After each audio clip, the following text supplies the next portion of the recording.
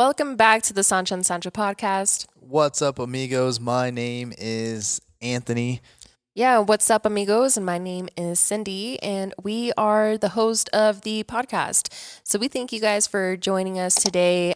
We have something special for you guys today. We're going to come at you guys with 5 tips that you guys can use to save money. So before we get into this, one of the best ways that you guys can support this podcast is go check out our sponsors. We're going to leave the links down in the description below. But specifically, we are brought to you by Submission Nutrition, and we are also brought to you by the Farm Brazilian Jiu-Jitsu. Yes, and we're also brought to you by the Barber Shop, and we're also brought to you by Legendary Car Care and the Barber Shop. So definitely go check those out, and while you're at it, go check out our website. That's another really good way that you guys can support our podcast. And before we get into this episode, we're actually going to be doing a brand new segment on this show, but we need your guys' help. So with that being said, we are looking for single moms or single dads with kids.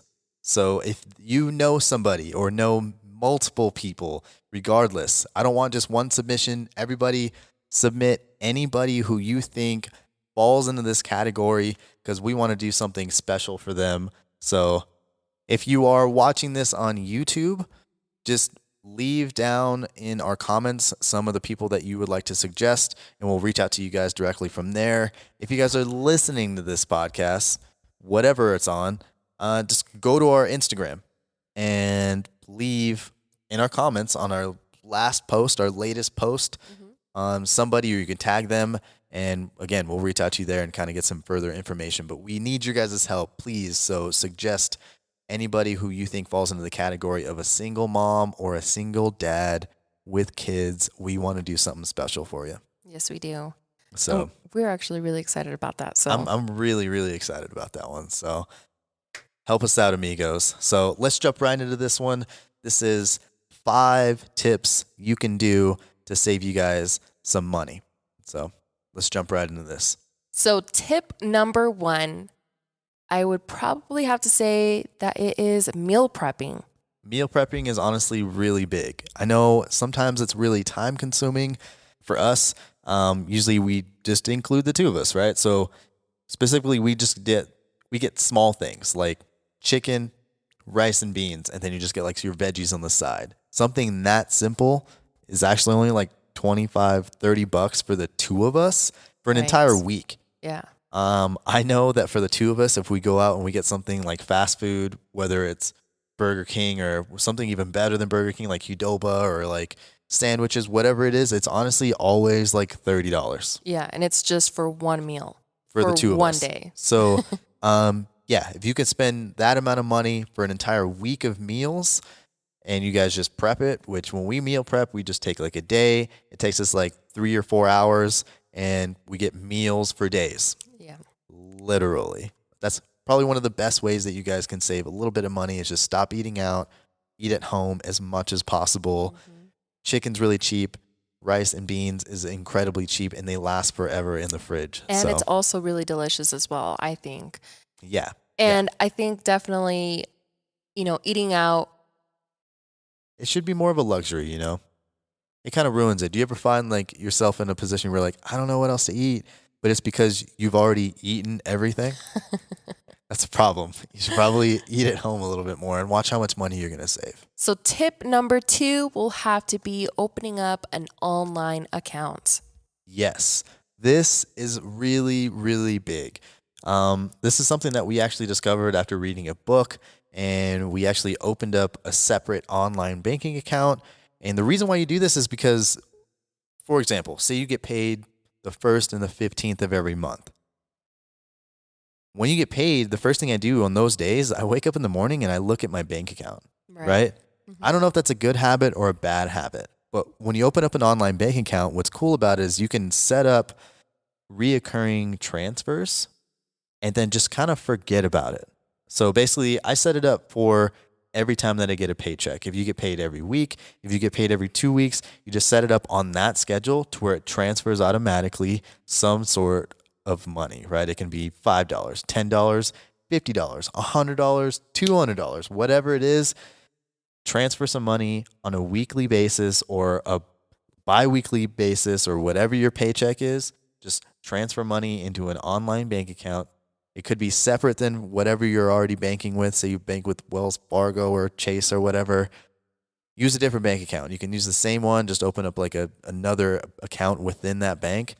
I think it's better to open it up separately. But then you might stop and think, how does that save me money? That's a good question. What's cool about it is if you're opening up another online bank account, especially if you're setting up the reoccurring transfers and then you forget about it, 2 months down the line, you're like, oh, wait, I have this other online bank account. You open it up and you have a little stash of money in there that you didn't even realize that you had because it was pulling money out of your bank when you're getting paid. So it's money that you don't even really see, and it's kind of stashing it away in a different bank account. So it's kind of like a cheater tactic. It's things that you can do to kind of save money in the long run. Like it's kind of like what you do with your 401k. You're taking money and putting it in another bank account, and over time it gains interest. Some bank accounts you'd actually get that. Like so there's a couple different examples. Like there's Charles Schwab, there's Chime, there's Axios. There's a couple different banks that you guys can try out. But all of them have very similar perks. Like you get the card from there and they don't have any ATM fees. So like if you get charged $3 when you go to the store to pull out $20, well, if you use those banks, it'll actually reimburse you the $3. So you're not spending $3 every time you use your card at another bank. Mm-hmm. So you can actually shop around and kind of get a pretty cool bank if you're really smart with the options there. But that's something that I think really makes a difference if you're really looking to save a little bit of extra money, especially around the holidays or whenever. Say you want to save money for your wedding 10 years down the line. Maybe not 10 years.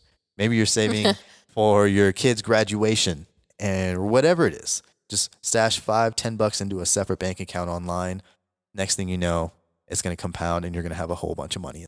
So tip number 3 is automate your investing. This is another really good one. So it's actually very similar to what we were talking about on tip number 2 when it comes to kind of funneling money into an online bank account. This one's very similar, but we're talking about investments. So that's really where it changes a little bit. And to highlight on that, what is the difference between saving and just a regular, like maybe savings account, like step number 2, versus investing your money into something?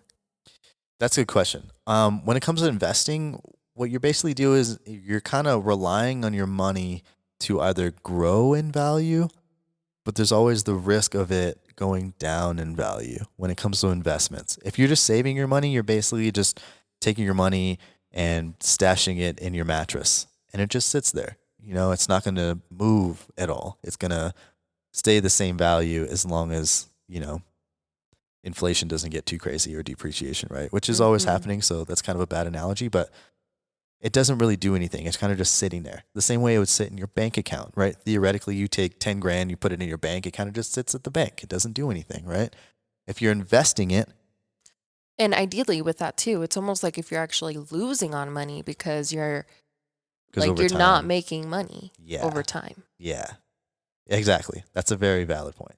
So when it comes to investing your money, if you're doing it smart, you're instead of putting your money in just a bank account, you're putting your money into assets that over time, if you're doing it right, go up in value. So your money moves. It's not just sitting there and being stagnant. So if you're automating your investing, your investments, I'm not saying take your entire savings and dump it into something. That's not really smart. But what you can do is start out really small. Kind of just like anything else, you kind of just want to get started. The younger you are, the better off you're going to be just because you have more time doing it, right? I think that right there would be probably the hardest thing, is just actually realizing that, transitioning to that point where you're able to, where pretty much you're just able to stash your money away, but realizing that you're putting that money into something that can potentially make you money. Exactly. So I know that's really confusing. You know, we've all seen The Wolf of Wall Street.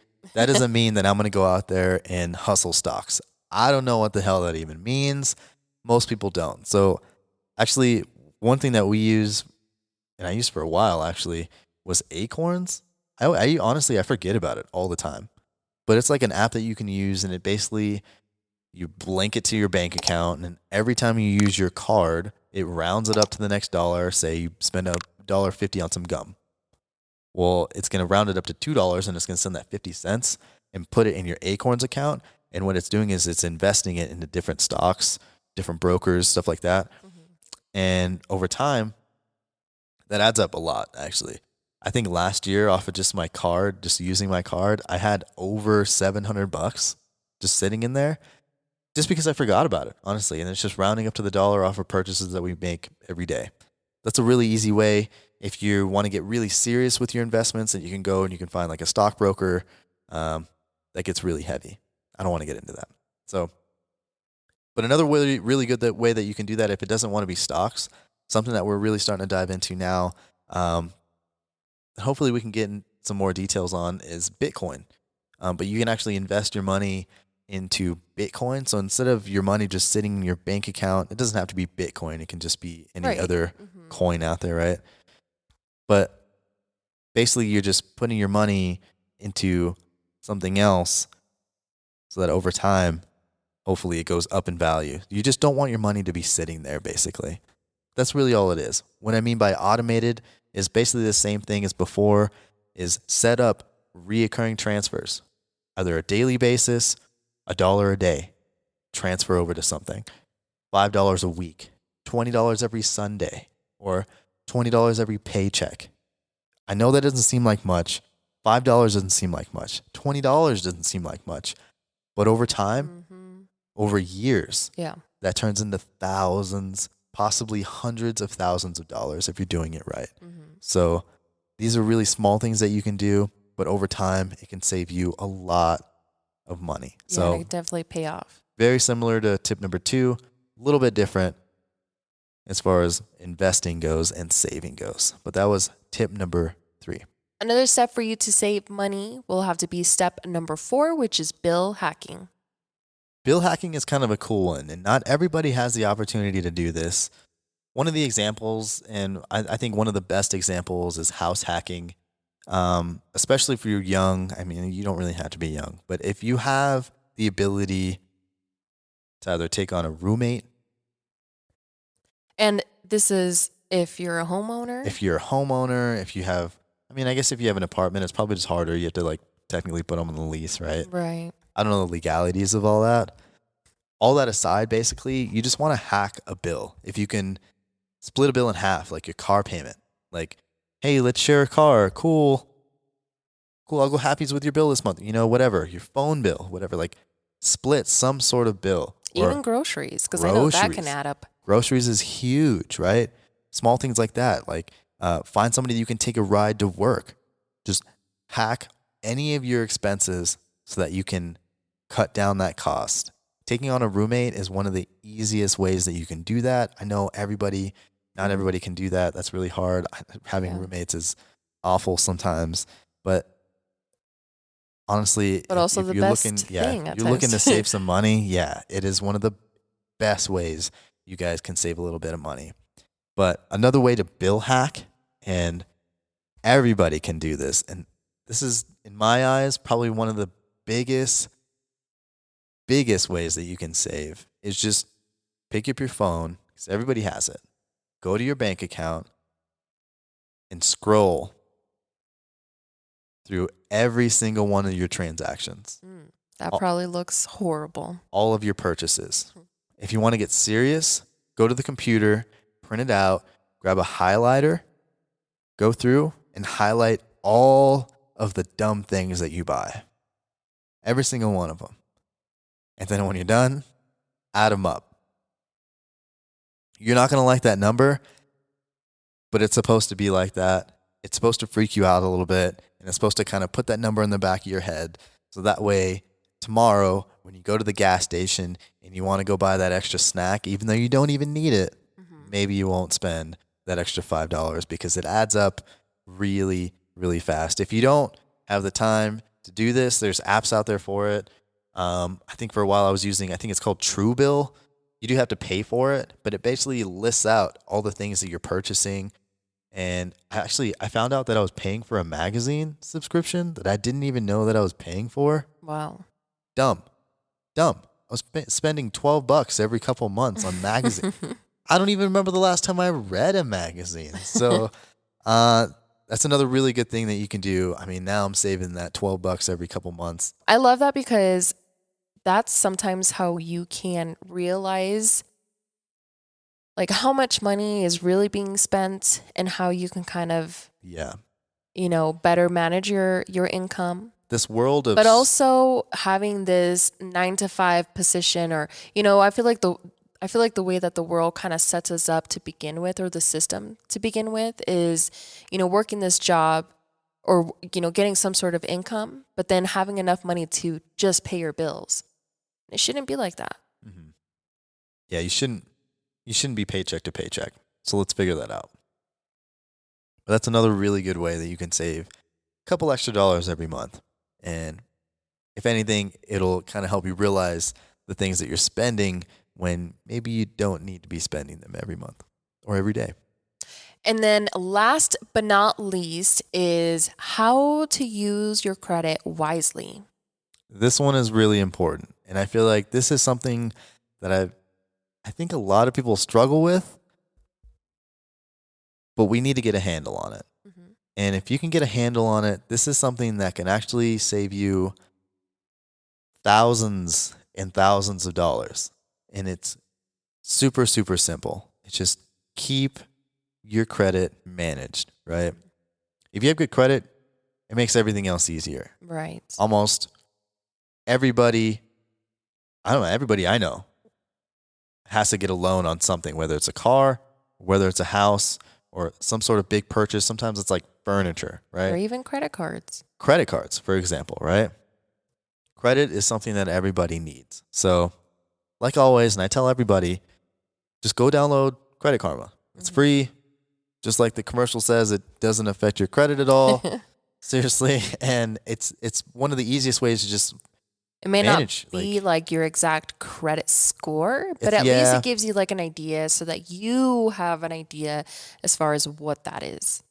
Yeah, and I've shopped for a bunch of credit cards on there. I've actually used it a bunch. I've used it for years. I love it. Mm-hmm. It's a really easy way to manage everything. But if you're managing your credit well, you get better things like better interest rates. And when you're buying a car, for example, if you get a better interest rate on a car, that literally saves you thousands of dollars over the span of your loan, whether it's a 5, 6, 7-year loan. Same thing when you're buying a house. You have good credit, you get a lower interest rate on your house. Well, it's a 30-year loan.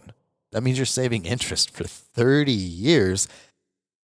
So if you do it up front with good credit, then you're saving a ton of money. And also, I feel like a part of that is you don't want to always be running your credit to see what you can qualify for. So that's another perk from Credit Karma, is you could actually see what is recommended to you that you can apply, that you'll have a good chance to get approved. Which is really nice. Yeah, seriously. And if you're still even really skeptic, honestly, most banks even offer, like my bank that I use, they offer a way for me to check my credit off of my bank account. So you can even do it that way. I don't know how that works, but regardless, you have options, but you need to manage your credit somehow, or just be able to have an idea of what it is and what's on there, your credit history and all that stuff. That makes a really big difference. It's something that you really should know. But then also, on the other hand, when it comes to having credit cards, right? Credit cards can be, the make or break of, your financial future, right? And it all definitely depends how you use it. Absolutely. And how knowledgeable you are in order to use it. But if you're coming this far and you're trying to find different ways to save money, then hopefully you're actually managing yourself a little bit better than you were, right? So say you got a handle on your credit and you're shopping for some credit cards. Well, one of the best things about credit cards is the perks. Sometimes the rewards are freaking amazing. You can get travel credit cards, whole bunch of stuff. You can get cash back credit cards. And basically what that means is if you're utilizing your credit wisely. And you're just using your credit card as well. Basically on everyday purchases that you're going to use anyways, like gas, groceries, whatever, getting food, going out to eat, going out on a date, whatever it is, right? all these normal purchases, you just use your credit card. Obviously, like use what you can afford, but you just use your credit card and you're getting rewards. So it'll pay for a trip or it'll give you cash back so that you don't have to pay for groceries one time, or all these things really add up. And that's it's like a really dumb way for you to save some money because it's free money. So you're just utilizing your credit because you're paying your bills on time to give back. Like you give back cool stuff, So kind of a dumb thing that you can do, but really, really easy. So these would be our 5 steps to saving the most money you possibly can. Yeah. So if we go over them again, tip number 1 was going to be meal prep. Honestly, just in general, meals and food can add up, especially when you're out on the road trying to grab something on the go. Why not just take that extra couple of hours on your day off to meal prep for your entire week? Tip number 2 is open up an online bank account. Set up transfer money every time you get paid so you don't even see it. Whether it's $5, $10, $20, more, as much as you can, and that you can afford to where you can transfer the money and not even know that it's gone, do that. And also doing your research on finding a good bank that offers great incentives or great specials. Yeah. Look at things like paying for ATM fees. Look at things like no minimum balance. Look at things like transfer fees or how long it takes to transfer. Sometimes you can get interest earning accounts. Shop around. Do your research, but transfer money every week. Open up an online bank account. Tip number 3 was very similar, but it's automating your investments. So just like savings, but instead of transferring money on a constant basis into your savings account, you're going to transfer into some sort of investing account, whether that's stocks. Yeah, to potentially turn around and make you more money as that money is sitting. Yeah, whether it's stocks or whether it's something like Bitcoin, for example. I don't know. Do both, whatever. Tip number 4 on saving money was bill hacking. Hack a bill. If you can, in any way, shape, or form, you can split some sort of bill. That's going to save you some money. It just eases that stress on your shoulders that much more. If that's something that you cannot do, something you can also do that everybody has the ability to do is scroll through all of your purchases for the last month or the last year, the last week. Go through it, highlight it, write it down, add it up, put that number in the back of your head and hate it. And then really figure out how you can solve it. Yep. And start cutting down some of those purchases, save you guys some money. And that leads us to tip number 5, which is using your credit wisely. So let's get a handle on it, guys. Download Credit Karma and utilize your credit cards, but make sure that you're using the ones with the best rewards that fits your guys' lifestyle, and you're going to save a ton of dough. So, for sure. Let's get out of here. I hope everybody is going to use this and go save some money. No excuses. Holiday season is around the corner. And again, thank you guys for tuning in and sticking with us throughout this entire podcast. We definitely appreciate your guys' support. So stay tuned for more videos like this. This is the Sancha and Sancho podcast. Stay tuned, amigos.